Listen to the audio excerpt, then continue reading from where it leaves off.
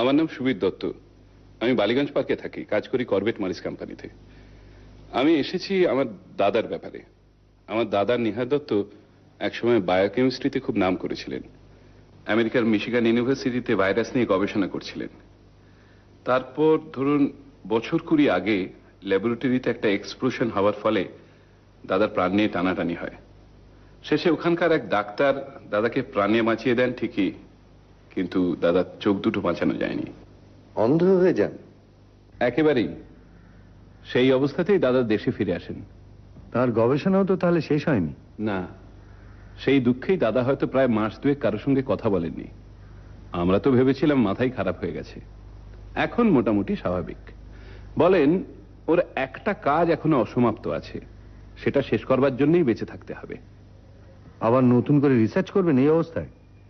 ঠিক জানি না। বিজ্ঞানে এখনো উৎসাহ আছে বোঝা যায়। একটি ছেলেকে রেখেছেন সেক্রেটারি গোছের, সেও বায়োকেমিস্ট্রির ছাত্র। তার কাজ হচ্ছে ম্যাগাজিন থেকে সায়েন্সের উপর আর্টিকেল পড়ে শোনানো, তারপর কাটিংস ফাইল করা, এই সব লেখালেখি ইত্যাদি। ইনকাম? কার? দাদার। বায়োকেমিস্ট্রির উপর একটা বই বেরিয়েছিল আমেরিকা থেকে, তার রয়্যালটি বাবদে বেশ কিছু টাকা পান। ব্যাংক অ্যাকাউন্ট আছে? মানে চেক সই করা তো? হ্যাঁ, ঠিকই ধরেছেন। যাবতীয় টাকা আমার নামেই আসে, আমার অ্যাকাউন্টেই জমা পড়ে। আমি চেক কেটে টাকাটা তুলে দাদাকে দিই। এবারে ঘটনাটা কি বলুন তো, যার জন্য আমার কাছে এসেছেন?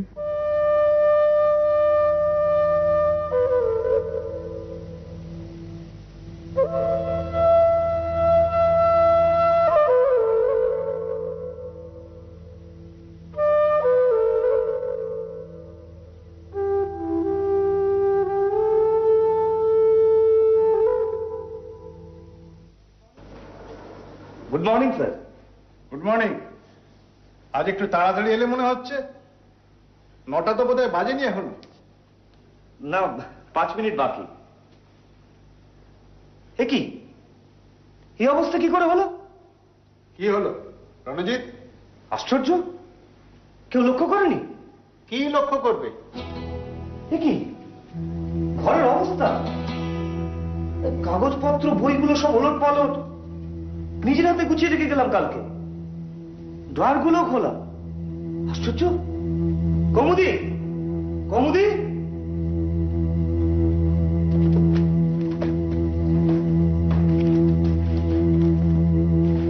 কি হলো দাদা? এই যে রঞ্জিত, কি ব্যাপার?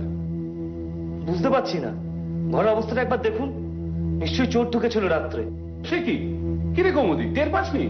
আমি তো দরজার গোড়ায় শুয়েছিলাম, আমাকে ডিঙিয়ে। আলমারিটা দেখো।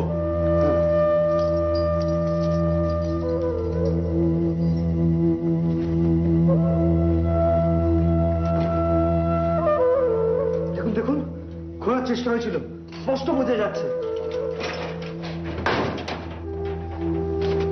যাক, কিছুই খাওয়া যায়নি। খামটা? টাকা আর খাম দুটোই আছে। খামটায় কি আছে? দাদা গবেষণার যাবতীয় কাগজপত্র, খামটা সিল করা আছে। টাকা কত ছিল? 10,000 টাকার 3টে বান্ডিল, আর লুজ ধরুন 3,000 টাকা মতো। 33,000 টাকার মতো। আপনাদের কাউকে সন্দেহ হয়?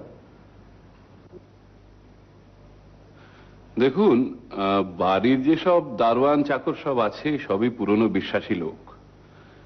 তাদের সন্দেহ করা, সত্যি কথা বলতে কি, আমাদের বাড়িতে দুটো ভাড়াটে আছে, সেই দুটোকে আমার একদম পছন্দ নয়।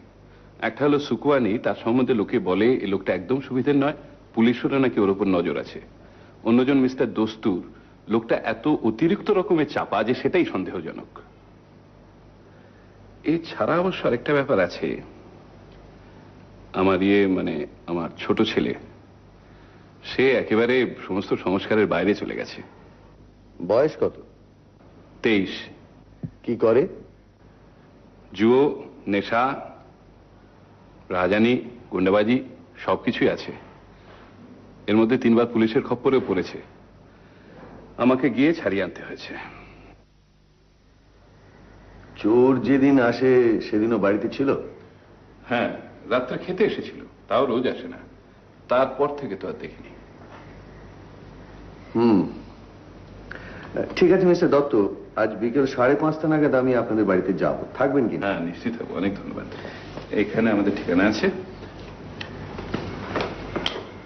আজকে তাহলে উঠি। নমস্কার। নমস্কার।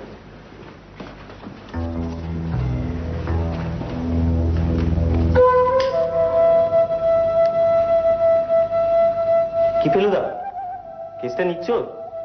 কিছুই যখন চুরি হয়নি তখন এটাকে কেস বলা যায় রে? না, তা অবশ্য বলা যায় না, তবে তবে দেখতে আপত্তি নেই। তাহলে আমরা আজকে যাচ্ছি বালিগঞ্জ পার্কে? নিশ্চয়ই, কথা যখন দিয়েছি তার আগে অবশ্য একবার। নিহার দত্ত ভাইরাস নিয়ে রিসার্চ,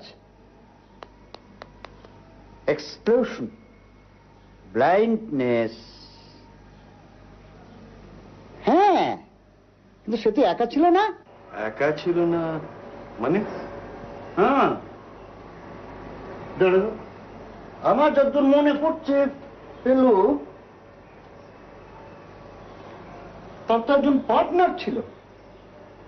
আচ্ছা,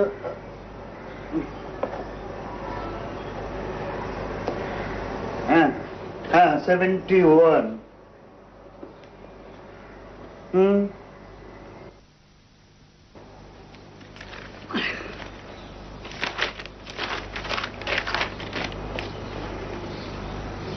হ্যাঁ, এই তো এই তো এই তো খবরে যেটুকু পাওয়া যাচ্ছে ফেলু, 1971-এ যখন অ্যাক্সিডেন্টটা হয় তখন নিহার দত্তর সঙ্গে কাজ করছিলেন আর একজন বাঙালি বায়োকেমিস্ট, নামটা সুপ্রকাশ চৌধুরী। হ্যাঁ হ্যাঁ, অ্যাক্সিডেন্টে চৌধুরীর কোনো ক্ষতি হয়নি, ও ছিল ঘরের অন্যদিকে। এই চৌধুরীর লোকটির জন্যই নাকি নিহার দত্ত নিশ্চিত মৃত্যুর হাত থেকে বেঁচে যায়। আগুন নেবানো, তৎক্ষণাৎ হাসপাতালে পাঠানো, সব করেন এই চৌধুরী। আচ্ছা, এই সুপ্রকাশ চৌধুরী এখন? তা জানি না, সে খবর তুমি আমার কাছে পাবে না। এদের জীবনে উল্লেখযোগ্য কিছু ঘটলে যদি সেটা খবরের কাগজে স্থান পায় তাহলে আমার নজরে পড়ে। আমি তো যেচে কারো খবর নিই না ফেলু। ঠিক আছে সিরিজাটা, আপাতত এতেই হবে। হ্যাঁ,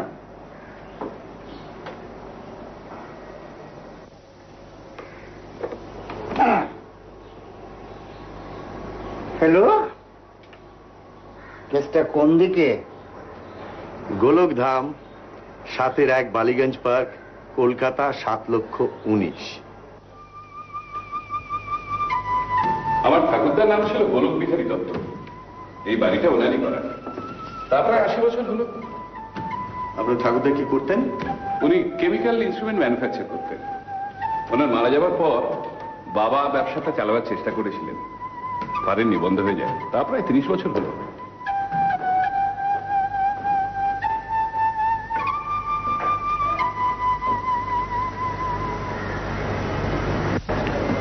দাদা, ওরা এসে গেছেন। আমার দাদা নিহার দত্ত। নমস্কার। নমস্কার। আপনি বসুন। আমি প্রদোষ মিত্র। ফেলুদা। আর ডান দিকে তপেশ, আমার কাজিন। নমস্কার। মিস্টার মিত্তির বোধহয় আমার চেয়ে ইঞ্চি 4 লম্বা হবেন, প্রায় 6 ফুট। আর কাজিনটি বোধ করি 5'5", 5.5.5 হবে। আমার 5 5.5। বসুন মিত্তি মশাই। তুমিও বসো ভাই।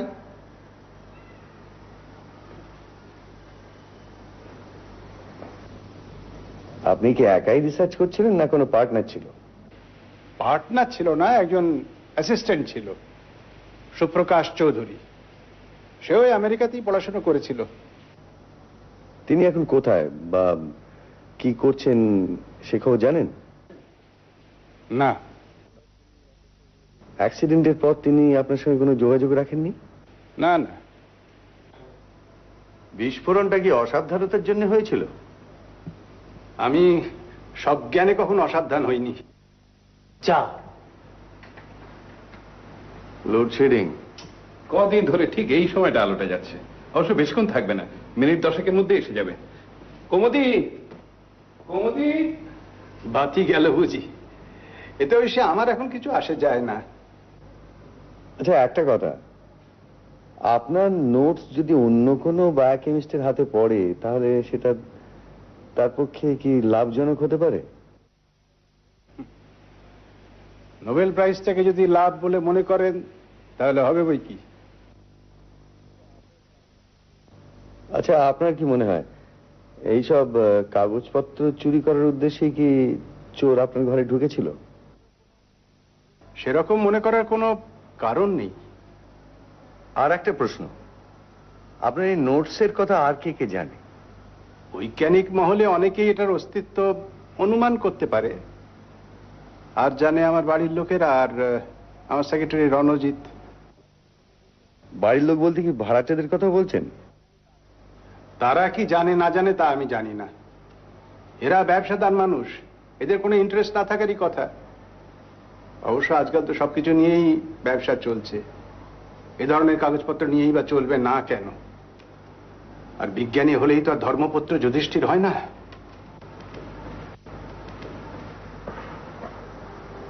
যাক, তাহলে এবারে আপনার বেডরুমটা একবার দেখা যায়। এসো রণজিৎ, এসো। এই হলো রণজিৎ, দাদার সেক্রেটারি প্রদোষ মিত্র। নমস্কার। নমস্কার। কে জিতলো? আগে আপনার পকেটে খেলার টিকিট, মুখটা একটু রোদে পড়া, ফেডারেশন কাপের খেলা দেখে এলেন, এটা অনুমান করা কি খুব কঠিন? ইস্ট বেঙ্গল। চলুন একবার নিহারবাবু শোবার ঘরটা দেখে আসি। সুবীর, তুমি এদের নিয়ে যাও, আমি একটু পরে আসছি। আসুন।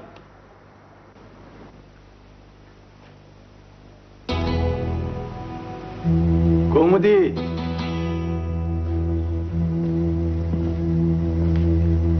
এই হলো সেই আলমারি। এর চাবিটা কোথায়? এই যে, টাকা কড়ি, গবেষণার কাগজ সব এর মধ্যেই থাকে তো? হ্যাঁ। একবার খুলুন তো।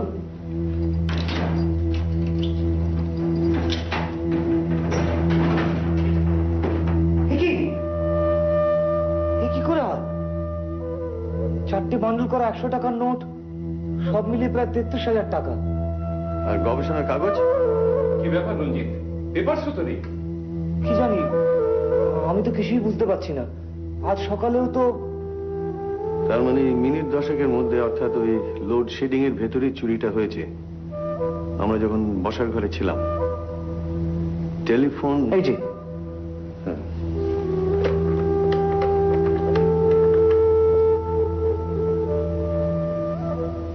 মিস্টার বক্সি, আমি প্রদোষ মিত্র বলছি। শুনুন, একটা বার্গলারির কেস। অ্যাড্রেস হচ্ছে গোলকধাম, 7-1 বালিগঞ্জ পার্ক। হ্যাঁ, 7-1। না না, আমি কোনো ইনভেস্টিগেট করিনি। ছিল একটা আলমারির ভেতরে 1033 টাকা ছিল, আর সেই সঙ্গে একটা সিল করা খামে কিছু মূল্যবান রিসার্চের কাগজপত্র। হ্যাঁ, এই গোলকধাম থেকে মিস্টার সুবীর দত্ত, হ্যাঁ সুবীর দত্ত গিয়ে আপনার কাছে ডায়েরি করে আসবেন। আচ্ছা, হ্যাঁ হ্যাঁ, কাল সকালে দেখা হবে।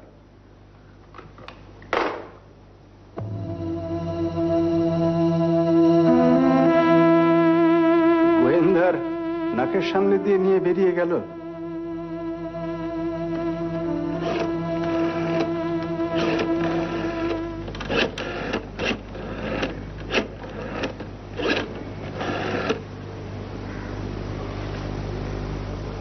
হ্যালো, কে ফেলু?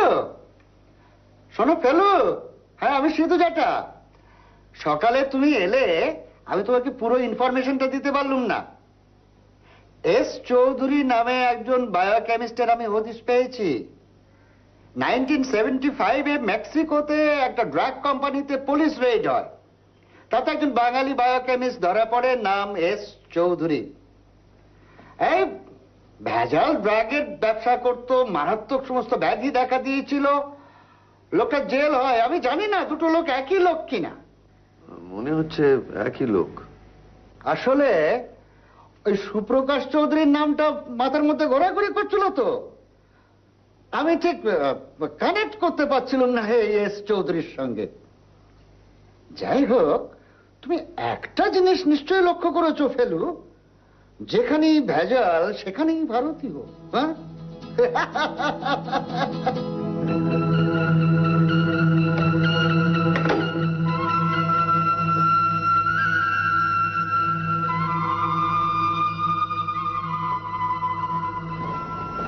দাদার সঙ্গে হয়তো নিজেই দেখাতে যাবে, এক্ষুনি মর্নিং ওয়াক সেরে ফিরবেন।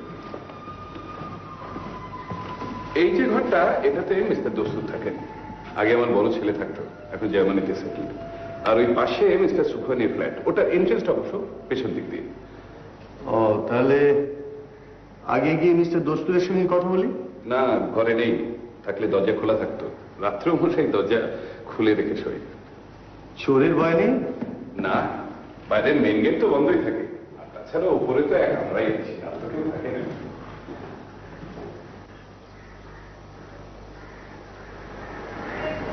এই দিকটা হলো সুখানির এন্ট্রেন্স। সুখানি ওর ফ্ল্যাটের ভেতরটা নিজেই রিনোভেট করে নিয়েছে।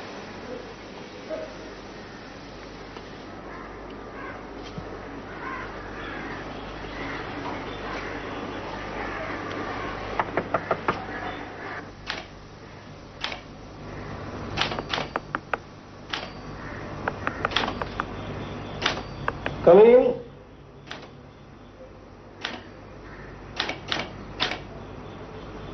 আরে আসেন আসেন মিস্টার দত্ত, আসেন। আমি সব শুনলাম, আপনি তো মিস্টার মিস্ত্রি। নমস্তে, কালকে এসেছিলেন। বাবা, আপনার ফ্ল্যাট তো একদম ভোল পাল্টে দিয়েছেন, বাইরে থেকে দেখলে বোঝাই যায় না। হ্যাঁ, বসেন বসেন। দেখুন মিস্টার দত্ত, আমার ঘর ভর্তি সব ভ্যালুয়েবল জিনিস, और इसलिए চোরের কথা শুনলে না আমার বুকের ভিতরে কাঁপে। আর ফির সন্ধ্যা বেলায় যখন দুতলা উপরে উঠে চুরি করে নিয়ে গেল, তখন অন্য সময় হলে তো বাপ রে। আচ্ছা, ওই সময় আপনি কি বাড়ির কম্পাউন্ডের ভেতরে বা আশেপাশে অপরিচিত কাউকে দেখেছিলেন? নেই, অন গুড। সিঁড়ির পেছনের দিক থেকে কোনো শব্দ টব্দ পেয়েছিলেন? বিলিভ মি, কোনো শব্দ পাইনি। আরে ফির পেলে না বলবো কেন? আপনি কি বাহারের কারোর উপরে সন্দেহ করেন? না, কেন বলুন তো? আপনারা মিস্টার দস্তুরের সঙ্গে কথা বললেন কি? He is the most peculiar character. আমি জানি কি আমার প্রতিবেশী সম্বন্ধে এইরকম কথা বলা অনুচিত, ফিরবি আমি মজবুর হয়ে বলছি কি এমন অসভ্যের মতো নাক ডাকে না कि और हमारा विश्वास वो शब्द ऊपरे वो दोतला तक भी पहुंचे जाए। कि मिस्टर दत्त, কিছু ভুল বললাম কি? হ্যাঁ, আর বললে বিশ্বাস করবেন কি না জানি না, পরিচয় হবার পর থেকে আমার কাছে ও মিস্টার দস্তুর মাঝে মাঝে এই টাইপরাইটারটা উধার নিতে আসে। আর যখনই আসে তখন আমার এই জিনিসগুলোর দিকে এমন ভাবে দেখে না কি ব্যাপারটা আমার একদম ভালো লাগে না। আর শুনলাম কি ওনার নাকি ইলেকট্রিক্যাল গুডসের ব্যবসা। যারা সোচেন अरे बाबा, यदि यही होबे तो अपना घर के लिए एक बैटरी लैंप और एक पंखा बंदोबस्त कर लेना केनो। हाँ, बुझलेन कि ना, पूरा बेपारটা ही সন্দেহজনক। ঠিক আছে মিস্টার সুখানি, আজ আমরা উঠি। হ্যাঁ, ওই সন্দেহজনক কিছু দেখলে মিস্টার দত্তকে জানাবেন। হ্যাঁ জরুর।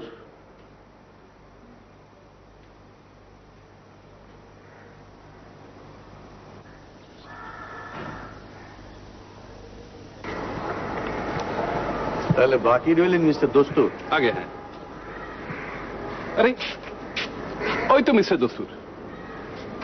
খবরটা ওকে দিন তো। মিস্টার দত্ত,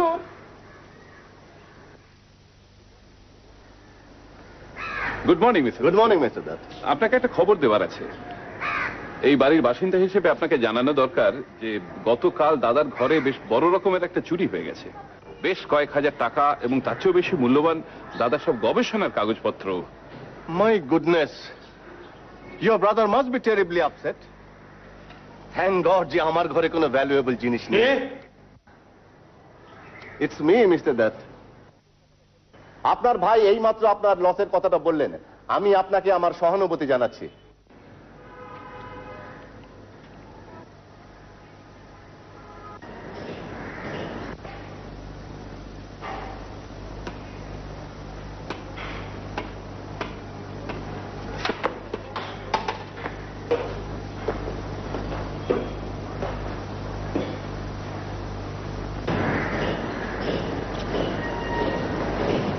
আলাপ করে দিই, ইনি প্রদোষ মিত্র, প্রাইভেট ডিটেকটিভ। নমস্কার। আর ও হলো ওনার কাজিন। আপনার তো ইলেকট্রিক্যাল গুডস এর ব্যবসা। ইলেকট্রিক্যাল? হ্যাঁ, সুখমানি বলছিল। সুখমানি ওই রকমই বলে, ইলেকট্রিক্যাল না ইলেকট্রনিক্স। এই বছরখানেক হলো শুরু করেছি। একাই করছেন? না, আমার এক বন্ধুর সাথে পার্টনারশিপে। জার্মানিতে একটা কম্পিউটার ম্যানুফ্যাকচারিং কোম্পানিতে কাজ করতাম। বন্ধু লিখলো এখানে চলে আসতে। টাকা ওর, আমি জোগাচ্ছি অভিজ্ঞতা। কবে এলেন কলকাতায়? গত নভেম্বরে। বন্ধুর বাড়িতে ছিলাম মাস তিনেক, তারপর এখানে চলে আসি। মিস্টার মিটার, একটা কথা না বলে পারছি না। আমার নেক্সট ডোর নেবারটি কিন্তু খুব সিধে লোক নয়। ওর ঘরে নানা রকম গোপন কারবার চলে। আপনি কি করে জানলেন? যে লোক জল দিয়ে খাম খুলে অন্যের চিঠি পড়ে আবার সেই চিঠি খামের মধ্যে পুরে আটা দিয়ে সেটে ফেরত দেয়, সে লোকটা কি বিশ্বাসযোগ্য? Sorry, I am the last man to accept it. আমি ওকে অনেকদিন ধরে ওয়াচ করে দেখেছি। একটা কথা মিস্টার দত্ত, এরপর ও কোনোদিনই যদি আমার চিঠি খোলে, আমি কিন্তু ওকে ছেড়ে কথা বলবো না। চলুন মিস্টার দত্ত, আপনার দাদার সঙ্গে একবার দেখা করে। হ্যাঁ, চলুন। চলি মিস্টার দত্ত, প্রয়োজন হলে আবার দেখা হবে।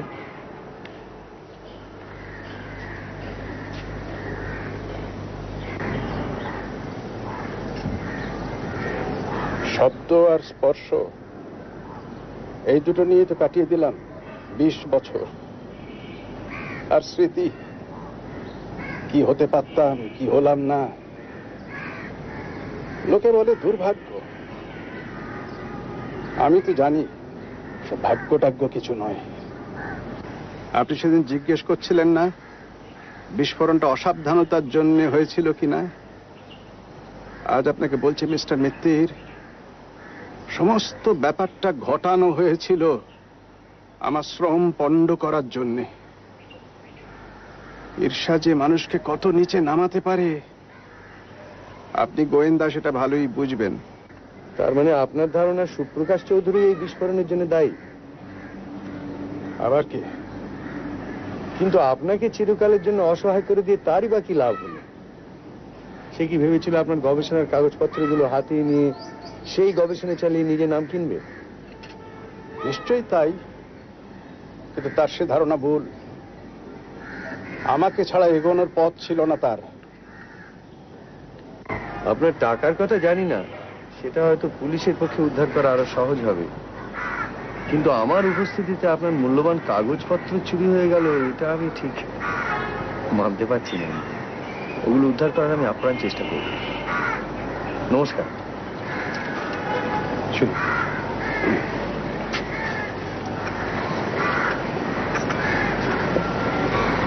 কৌমুদি বাবু, আমার ঘুমের ওষুধটা ফুরিয়ে গেছে, আনিয়ে নিস।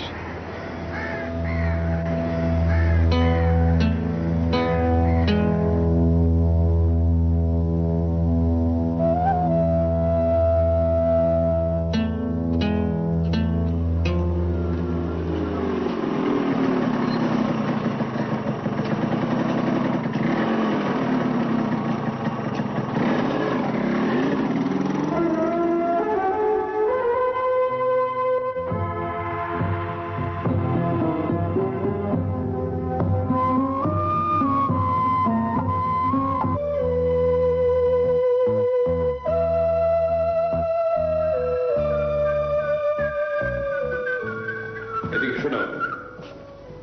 কিভাবে? কাল সন্ধেবেলা তোমার জেঠুর ঘর থেকে 33,000 টাকা আর গবেষণার সমস্ত কাগজপত্র চুরি হয়ে গেছে।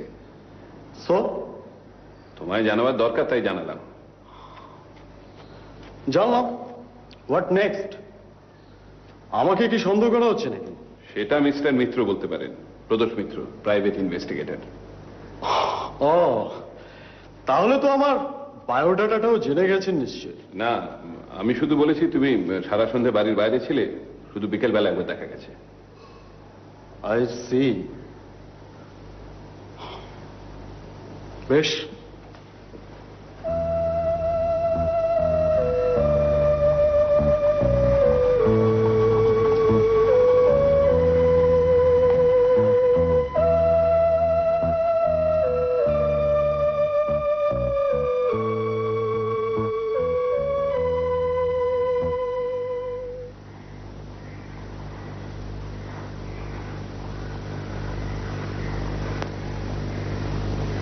তোর কি ধারণা সুবীর বাবু ছেলে নিয়েছে? আর কে নেবে বলো? বাড়ির লোক যে নিয়েছে সে তো বোঝাই যাচ্ছে। দোস্তুর তো ছিলেনই না, আর সুখওয়ানিও চুরি করে ঘরে বসে থাকবে এটাও যেন কেমন লাগে। রঞ্জিত বাবুও এলেন চুরির পর, তাহলে চুরি করার সময় উপস্থিত ছিল সুবীর বাবু, তার ছেলে শঙ্কর আর চাকর বাকর। ধর মক্কেল নিজেই যদি কিছু করে থাকে? সুবীর বাবু? মাথা ঠান্ডা করে চুরি হবার ঠিক আগের ঘটনাগুলো একটু ভাব।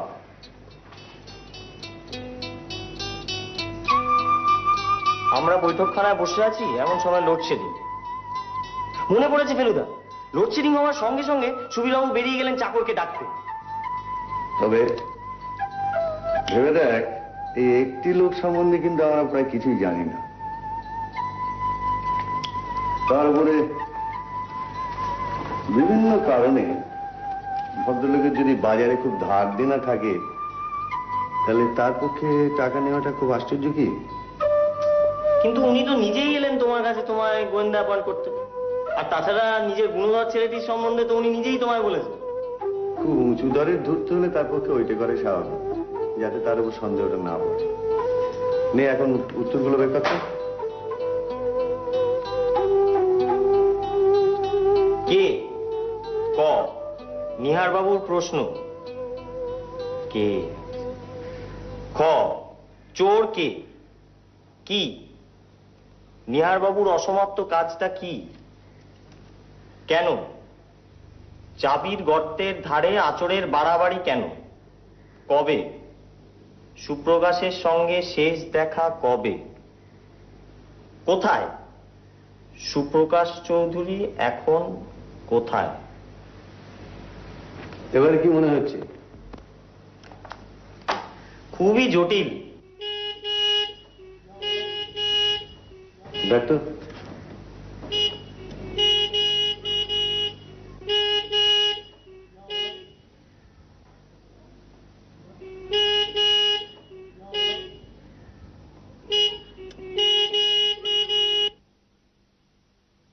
ফেলুদা,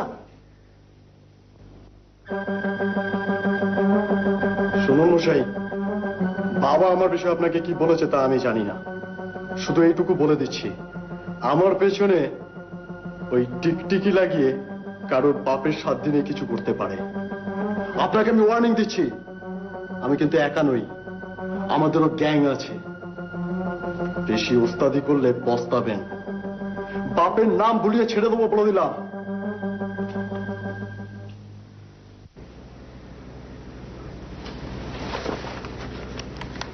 তুসে চল।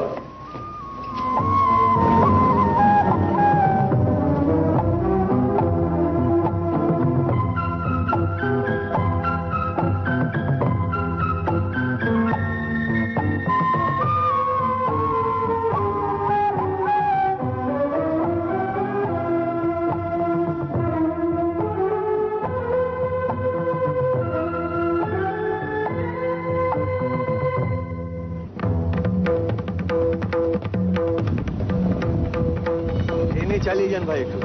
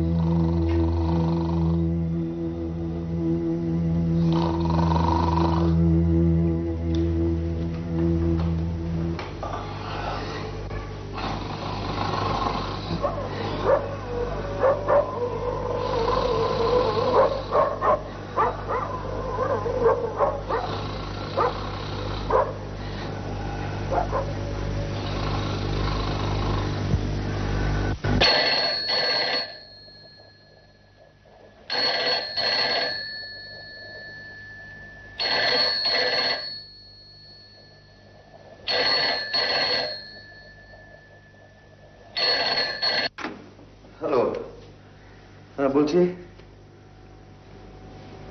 ও আমি এক্ষুনি আসছি। হ্যাঁ তোপসে তোপসে তৈরি হয় নে, গোলকধামে খুন। ঘুমন্ত অবস্থায় মাথায় বাড়ি, একটা নয় অনেকগুলো। ডক্টর শর্মা এসেছিলেন, বললেন মনে হচ্ছে রাত 2টো থেকে 3টের মধ্যে সমস্ত ঘটনাটা ঘটেছে। অবশ্য পোস্টমর্টম রিপোর্ট না আসা পর্যন্ত কিছুই বলা যাচ্ছে না। লোকটার সম্বন্ধে কিছু জানা গেল? এখনো পর্যন্ত তো লোকটার সঠিক পরিচয় কিছুই পাওয়া যায়নি। টাকা পয়সা কিছু খাওয়া গিয়েছে?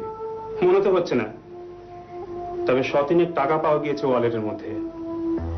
বাড়িতে ক্যাশ বিশেষ রাখতো বলেই মনে হচ্ছে না, কিন্তু ব্যাংকের টাকা জমা দেওয়ার বই, চেক বই এসব কিছুই তো পাওয়া যাচ্ছে না।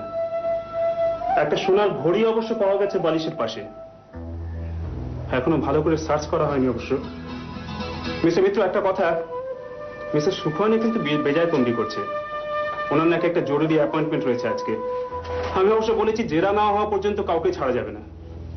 ঠিক আছে, আপনি গিয়ে সুখানিকে দেখুন, আমি ওপরটা একবার ঘুরে আসি। ঠিক আছে স্যার। হ্যাঁ, এই খামটা ওই খাটের নিচে গোয়া ছিল স্যার। এটা রিসার্চ পেপারটা বলে মনে হচ্ছে। দেখি দেখি। আমি আচ্ছা, এটা আমি এখন আমার কাছে রাখছি। আচ্ছা ঠিক আছে। আপনার ছেলে কাল আমার বাড়ি গিয়েছিল। কখন? 10:30 নাগাদ। এই এখান থেকে বেরিয়ে যাবার একটু বাদে দল বল নিয়ে আমাকে থ্রেট করে, আমি অবশ্য ফলো করে ওর আস্তানাটা চিনে এসেছি। আচ্ছা, আপনার দাদা জানেন দস্তুরের খবরটা? হ্যাঁ, তা জানেন।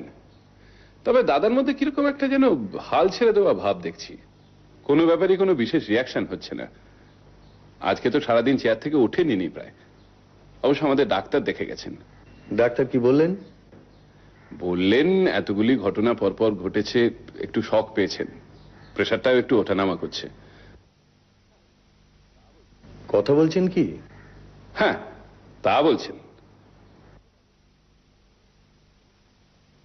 দেখুন, আমি কিছু দেখিনি আর কিছু শুনিনি, ইসিলিয়ে কিছু বলতে পারবো না। বেশ, তাহলে এই ডান্ডাটা আপনার কোন কাজে লাগে সেটা বলুন। দেখুন ইন্সপেক্টর, আপনি তো খুব ভালো করে জানেন কি আজকাল वो চোর বগেরা हर वक्त সাথে একটা আর্মস নিয়ে ঘোরাফেরা করে। নাকামো করবেন না, যা বলতে চান সোজাসুজি বলুন। হ্যাঁ, ইসিলিয়ে সির্ফ আত্মরক্ষা করার জন্য কাল রাতে ও ডান্ডাটা আমি সাথে রেখেছিলাম। আপনি এই ডান্ডাটার শক্তি সম্পর্কে কিছু ধারণা করতে পারেন? এটা দিয়ে মাথায় আঘাত করলে মৃত্যু অবধারিত। লেকিন আমি দস্তুরের মাথাতেও কিন্তু এইরকমই একটা ভারী জিনিস দিয়ে আঘাত করা হয়েছিল। ইয়েস স্যার, এই সেই চিকুটটা। Too much curiosity is not good. এটা কবে লিখেছেন? আমি তো আগে বলেছি এটা আমার লেখা না। এটা তো আপনার টাইপরাইটার থেকে লেখা। এর পরেও আপনি অস্বীকার করবেন? দেখুন, আমি তো আগে বলেছি আর এখনো বলছি কি বলেছেন? ও মিস্টার দস্তুর মাঝে মাঝে আমার কাছ থেকে টাইপরাইটারটা ধার করে নিয়ে যেত, ফির ও নিজের জন্য হয়তো টাইপ করে থাকবে, আর ফির যখন কাজে লাগলো না তখন ওটাকে ও দোলা করে ও জানলা দিয়ে ফেলে দিল। মিস্টার শুক্রানি, দস্তুরের ঘরে কিন্তু কাগজ ফেলার একটা জায়গা রয়েছে।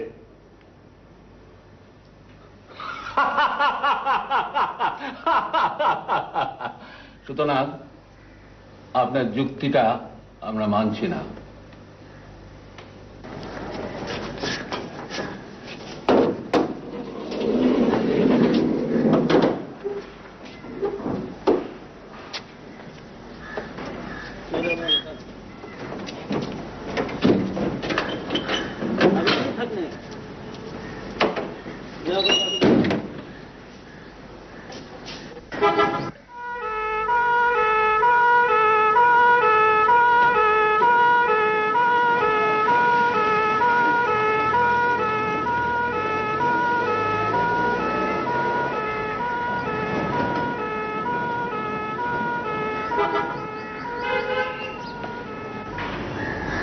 ঠিকই বলেছিস। সুখানিকে দস্তুরের ঘরে যেতে গেলে একেবারে বাগান ঘুরে সামনে এসে সদর দরজা দিয়ে ঢুকতে হয়। কিন্তু মেন গেট তো মাঝরাত্রিরে বন্ধ থাকে। XYZ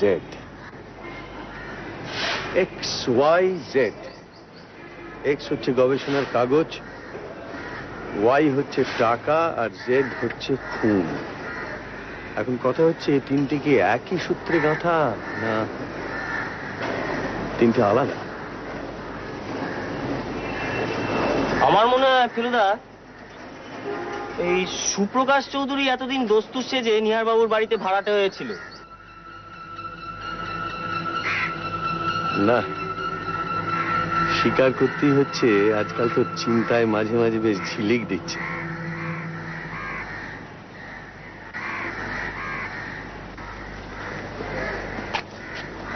এসো মিত্র। বলুন মিস্টার বক্সি। দস্তুরের একটা জুতোর গোড়ালিতে চোরা খুপড়ির মধ্যে আমেরিকান ডলার আর জার্মান মার্ক সব মিলিয়ে প্রায় 17,000 টাকার মতো পাওয়া গেছে। এমনি কাগজপত্র বা যা দলিল পাওয়া গেছে তাতে এমন একটা কিছু ধারণা করা যায় না ওর সম্বন্ধে। আর এই ইলেকট্রনিক্সের দোকানের সন্ধান কিছু পাওয়া যায়নি, আর বন্ধু বান্ধবেরও কোনো হদিশ পাওয়া যায়নি। এমনি প্রায় চিঠিপত্র কিছু ছিলই না বলতে পারেন। শুধু একটা চিঠি আর্জেন্টিনা থেকে লেখা, একেবারে পার্সোনাল চিঠি। এ থেকে একটা জিনিস প্রমাণ হয় যে at one point of time লোকটি দক্ষিণ আমেরিকা ছিল। Thank you mister Bakshi.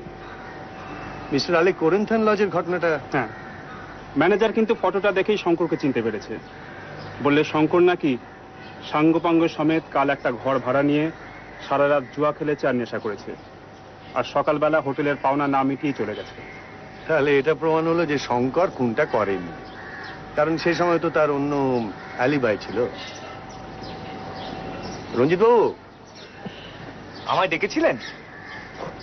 হ্যাঁ, আপনাকে একটু দরকার আছে। বসুন না, বসুন।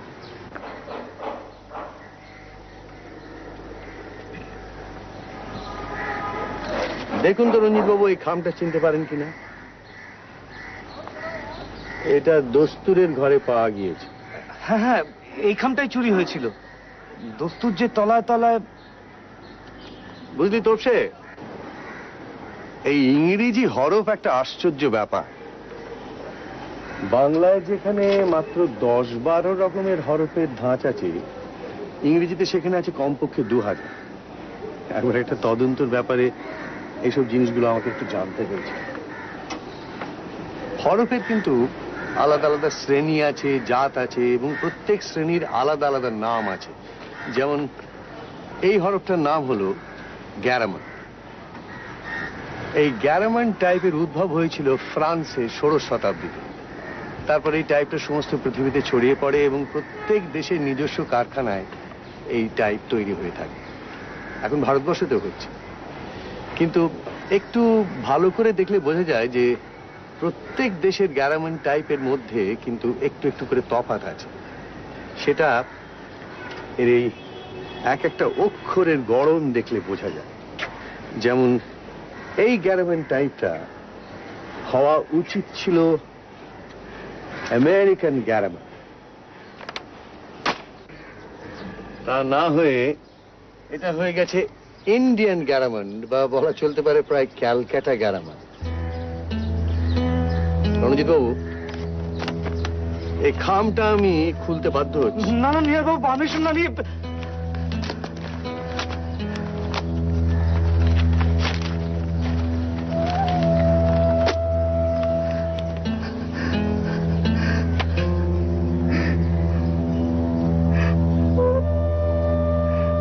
রণজিৎ বাবু, গত পরশু সকালে এসে চোর আসার যে ইঙ্গিতটা আপনি করেছিলেন, সেটা আসলে ছিল একটা ধাপ্পা।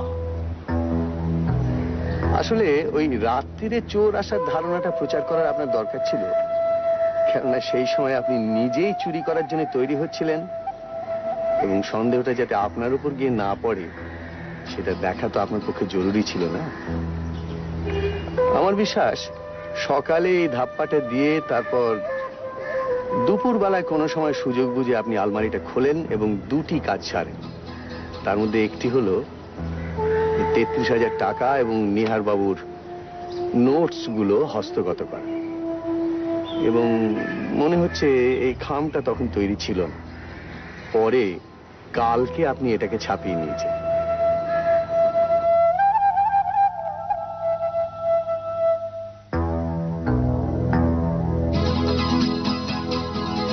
কাল সকালে দস্তুরের গলা শুনে নিহারবাবু ওকে সুপ্রকাশ চৌধুরী বলে চিনতে পারেন।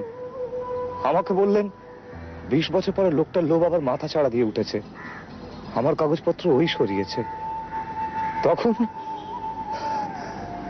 বুঝেছি, তখন আপনি ভাবলেন যে দস্তুরের ঘাড়ে চুরিটা চাপানোর এই হলো সুযোগ।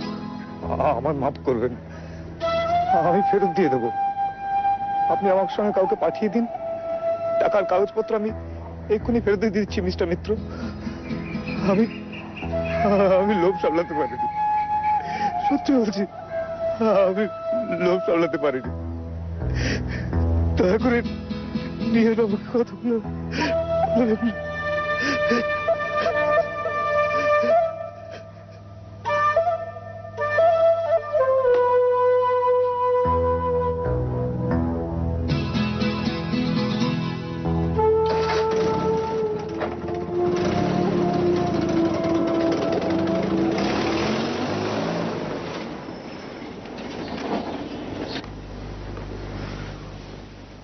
আসতে পারি মিস্টার দত্ত?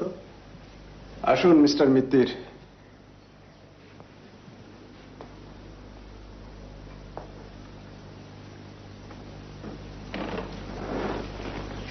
বলুন কি বলতে চান? রিসার্চের কাগজগুলো ফেরত পেয়ে এখন নিশ্চয়ই খানিকটা নিশ্চিন্ত বোধ করছেন। ওগুলোর আর বিশেষ কোনো মূল্য নেই আমার কাছে। আপনার কাছে না থাকতে পারে, আমাদের কাছে তো রয়েছে, অন্তত বিশ্বের অনেক বিজ্ঞানীর কাছে আছে। সে আপনারা যা ভালো বোঝেন করবেন। আর কিছু বলবেন? হ্যাঁ, একটা প্রশ্ন ছিল, কথা দিচ্ছি এরপরে আর বিরক্ত করবো না। বিরক্ত আর করবেন কি করে? বিরক্তির অনেক ঊর্ধ্বে চলে গেছি যে আমি। তাহলে বলি, কালকে 10টা ঘুমের ওষুধ আনিয়েছিলেন, আজও দেখছি সেই 10টাই রয়েছে। তাহলে কি কাল ঘুমের ওষুধ খাননি? না, খাইনি, আজ খাবো। আচ্ছা, আমরা তাহলে আসি। দাঁড়ান,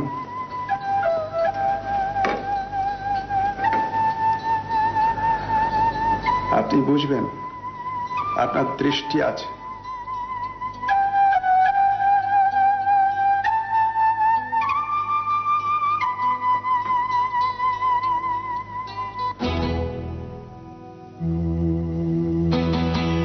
সুখওয়ানিকে অনেক জেরা করেও কোনো কুল কিনারা পাওয়া গেল না।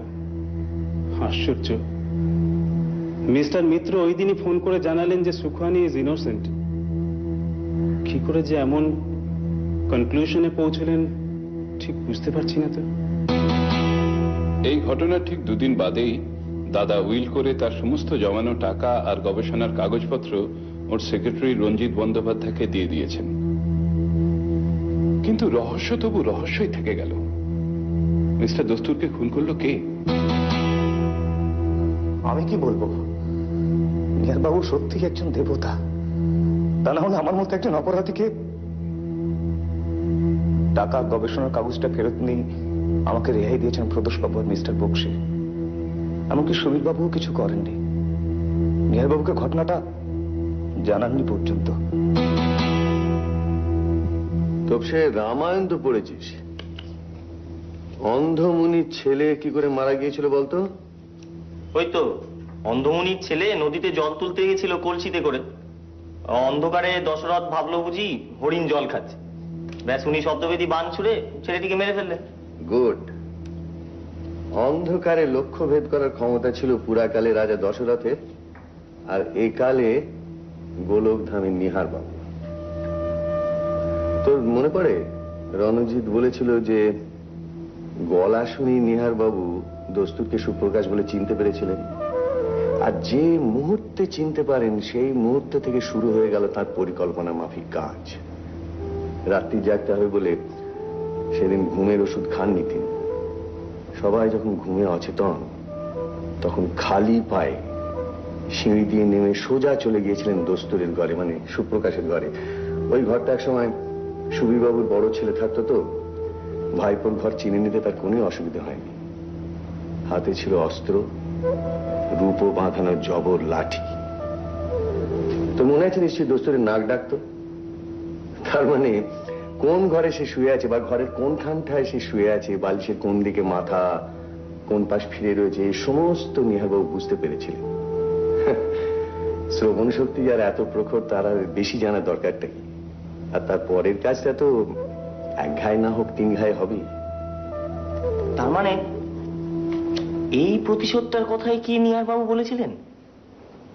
হ্যাঁ, প্রতিশোধ, অসমাপ্ত কাজ, জিঘাংসা। এই জিঘাংসাই নিহারবাবুকে এতদিন বাঁচিয়ে রেখেছিল।